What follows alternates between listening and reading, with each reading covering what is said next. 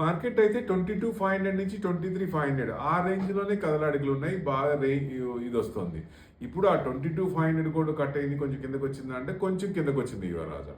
So next అంటే box theory లాగా ఇక 22,000కి వచ్చింది. 22,100 దాకా రావచ్చు అంటే అక్కడ దాకా వచ్చే అవకాశాలు ఉన్నాయి. విక్స్ చూస్తే దాదాపుగా 28 చేంజ్ అంటే 29 అయిపోయింది. 28 చేంజ్ అంటే అది హైయెస్ట్ అనుకోవచ్చు. 30 హైయెస్ట్, 30 దాటిందంటే ఇంకొంచెం ఇది అనమాట.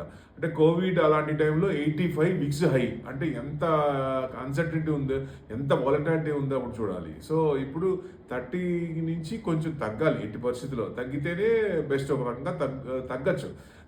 అంటే లాస్ట్ 25 ఇయర్స్లో 30 క్రాస్ అయింది దాదాపుగా 2 సార్లే.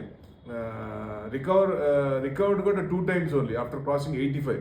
లాస్ట్ 25 ఇయర్స్లో విక్స్ క్రాస్ 2 times విక్స్ 30.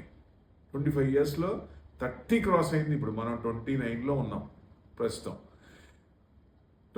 అంటే అది రివర్స్ అయింది కూడా 2 times. 85 టచ్ అయ్యి అక్కడి నుంచి రివర్స్ అయింది. చూడండి మరి ఎంత ఇది. అంటే ఆ 2 సార్లు కూడా నిఫ్టీ లోవర్ హిట్ సీలింగ్ పడింది 2 times. అంతవరకు వెళ్తామా? 85%కి వెళ్తామా? నో ఛాన్సే లేదు. 30 ఈసారి ఇది 30 నుంచి కొంచెం తగ్గే ఛాన్స్ ఉంటాయి. అంటే గ్లోబల్ క్యూస్ చూస్తే బ్యాడ్ ఉన్నాయి. యూఎస్ క్రాకింగ్ అవుతుంది. నిన్నటి దాకా కొంచెం ఉంది, యూఎస్ కూడా పడుతుంది ఇప్పుడు డెఫినెట్గా.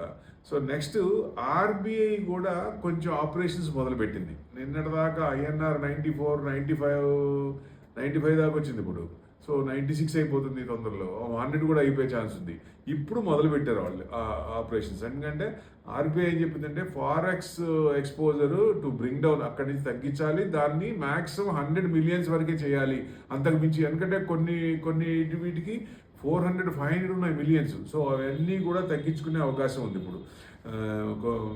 చాలా బ్యాంకులు కూడా 400, 500 ఉన్నాయి. సో అవన్నీ కూడా ఎక్స్పోజ్ తగ్గించుకుంటాయి ఇప్పుడు.